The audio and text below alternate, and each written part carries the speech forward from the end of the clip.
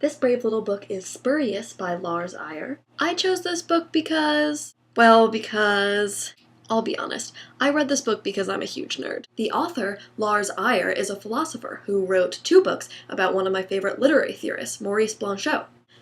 Blanchot writes those books you seem to totally understand when you're reading them, and then when someone asks you about them later, you're like, I think it was good? Yeah, I think it was good.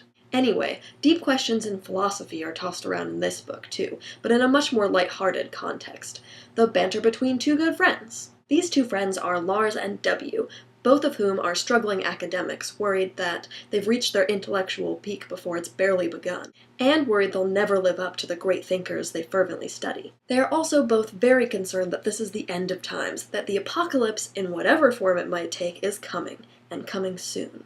The only sign so far, though, seems to be the damp in Lars's apartment. The damp is definitely his own personal apocalypse as mold spores close in around him slowly. The plaster will come off Monday, Lars tells W, and it will be the final encounter, the brick and I, exposed brick and a man. As these 2 fumble about for answers to questions about existence and the coming apocalypse, they go around in a lot of familiar philosophical circles, much like Aragon and Vladimir in Waiting for Godot.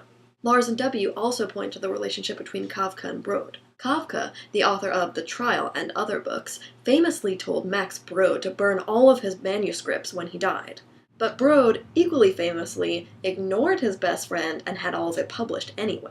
He believed that Kafka's work was a beautiful and important contribution to literature, and he could never burn it. But in this case, W and Lars have to admit they're just 2 Brods in search of their Kafka, the true genius who might illuminate a little bit about the meaning of life.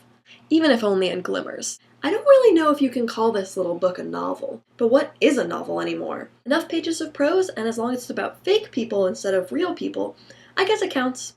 This is sort of like a collection of conversations and questions about meaning. But sometimes Lars and W get carried away. That's why the title fits so perfectly. You may know the word spurious as meaning fake or false. And perhaps these 2 men are, as they insist they are, just 2 poser academics in search of real thinkers, real ideas that they have yet to touch. Does the title spurious work on another level as well?